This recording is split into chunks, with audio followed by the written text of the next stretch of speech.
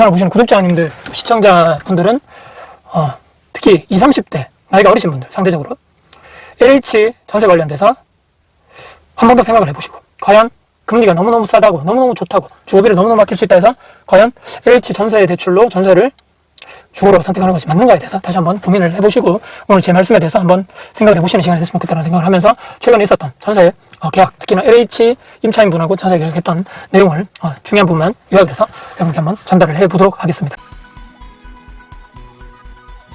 있는 아파트였는데 이것을 매도를 하고 싶었는데 타이밍상 매도 다음에 주인분을 찾지 못해서 2년이 안 됐던 것 같습니다. 타이밍도 안 좋았고, 그래서 기존에 있는 전세자분이 4년 전에 이사를 들어오셨습니다. 2년 사시고 계약갱신 청구권을 써서 2년 사시고 곧 이사를 나가실 예정이고, 저는 매도를 하고 싶었는데 매도가 안 됐죠. 그래서 전세 물량이 부족한 동네다 보니까 당연히 전세는 빨리 맞춰줬습니다.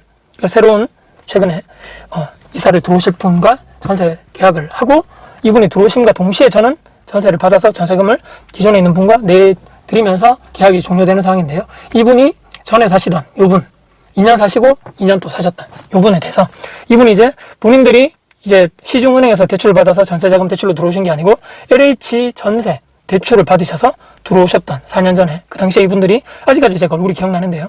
결혼한 지 얼마 안 됐다라고 하고, 그래서 이분들이 신혼집이죠. 신혼집을 여기저기서 찾다가 처음에 집을 사서 시작을 할까, 아니면 전세를 그냥 일단은 잘 모르니까 집에 관련돼서 전세로 시작할까, 또는 월세 요즘에 전세 사기다 뭐다 뭐 이렇게 시끄러우니까 그 당시에 4년 전부터 그때, 그래서 월세로 시작을 할까, 세 가지 중에 고민을 하다가 이 와이프분이죠.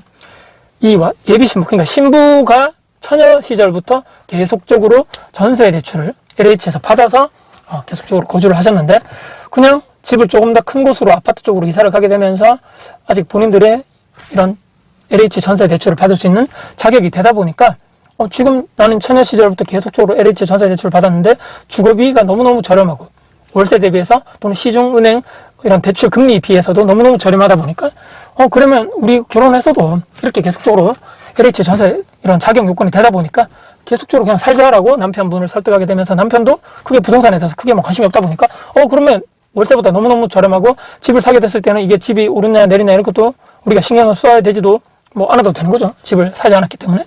그런 식으로 해가지고 그렇게 해서 되자, 그렇게 삽시다 해서 그 당시에 4년 전에 저희가 만나가지고 계약서를 썼는데, 지금 이제 최근에 이분이 이제 이사를 나가시는 걸로, 4년 살았으니까 이제 본인들이 또 전세 대출 관련돼서도 또는 또 이사 관련돼서도 4년 정도 살았다 보니까 다른 쪽으로 또 이사를 가셔야 되는 상황이다. 또 전세금이 조금 더 오르다 보니까 또 이런 여러 가지 조건이 맞지 않다 보니까 여기를 떠나서 다른 쪽으로 이사를 가는 상황인데, 기존에 여기 계약을 해주셨던 소장님께 제가 들은 얘기를 가지고 오늘 왜 이 LH 전세 대출을 선택한 게 대해서, 특히 이 30대 초반에 이분들이 처음에 계약했을 때 지금 이제 30대 중반이 됐는데, 그 당시에 골든타임을 놓치다 보니까 이게 참 안타깝다. 옆에서 봤을 때는 소장님이 이 여러 가지 사정을 들으셨나 보더라고요.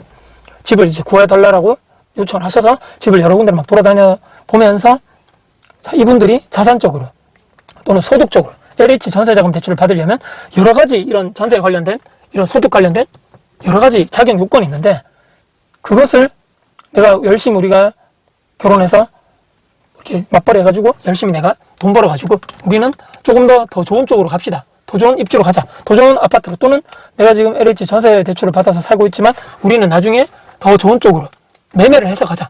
이런 식으로 계획을 잡았다는 얘기죠. 근데 4년의 시간이 가는 동안에 이분들이 소득 여건이 올라간 것이 아니고, 또는 자산적으로 더 많은 돈을 축적해가지고 통장에 돈이 많다거나, 또는 요즘에 주식이나 코인이나 이런 거 많이 하시는데 이런 쪽으로 해서 본인들의 자산을 키웠다거나, 전혀 그렇지 않고 통장에 돈도 별로 없고, 그렇다 해서 소득이 열심히 이분들이 직장 생활 해가지고 내가 능력을 발휘해서 승진해가지고 돈을 많이 벌고 또는 이직해가지고 더 좋은 쪽으로 가게 되고 그런 것도 전혀 없고, LH 한국토지주택공사에서 자격을 심사를 하겠죠. 그 기준이 있는 거고, 얼마 이상 너희들은 이만큼의 소득을 벌면 안 돼, 또는 이만큼의 너희들은 자산이 있으면 안 돼. 그 기준을 이분들이 충족시키기 위해서 더 역설적으로 노력을 안 한다는 얘기입니다.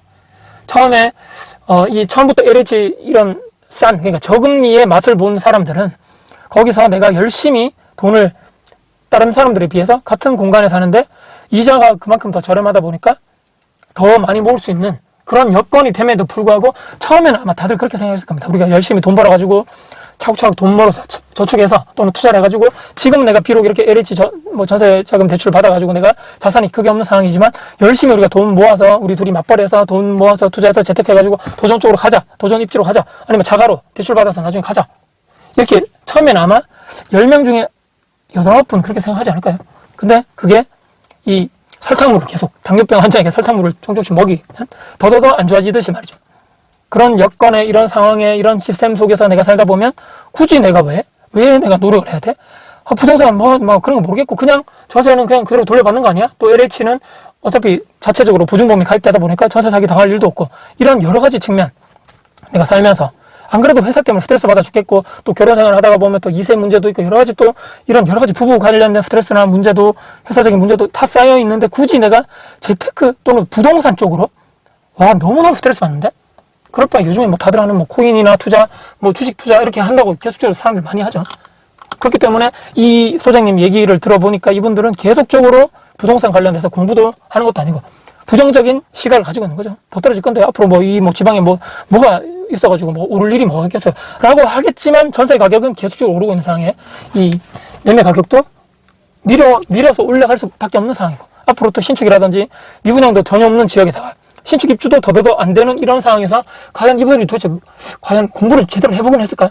이런 언론이라든지 이런 폭락, 하락 쪽을 주장하는 사람들의 이런 언론이라든지 유튜브 쪽에 이런 사람들 말만 듣고 제대로 현실을 직시하면서 지금 우리가 계속적으로 자산이 별로 없는 상태에서 전전 하면서 더더더 하급지로 더더더 이런 소형 평수를 줄여가면서 가는 이런 상황이 과연 우리 부부의 지금 30대 중반이 되는 이 부부의 나중에 또 5년 뒤에 40대가 바라봤을 때는 그 당시에 또 가가지고 이거 내가 자산을 취득하지 않은 이런 결과가 나에게 이렇게 크게 다가온다고?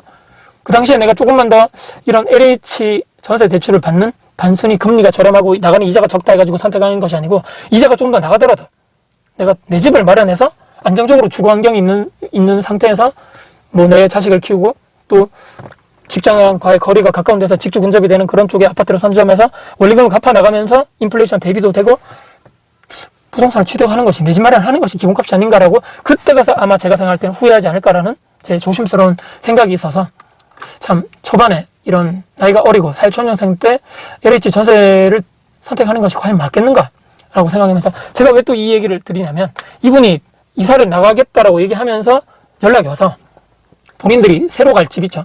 그 집에 가계약금 몇백만 원을 걸 돈이 없다라고 저한테 얘기를 하면서 혹시나 그것은 미리 내가 전세 계약이 끝나지 않았는데 혹시나 임대인 여유가 좀 되시면 한 1,000만 원 정도만 미리 줄 수 없냐라고 하시길래 저도 최근에 현금적인 여력이 없다 보니까 상황을 설명드리고 여유가 있으면 미리 내드리는데 좀 없습니다. 제가 죄송합니다.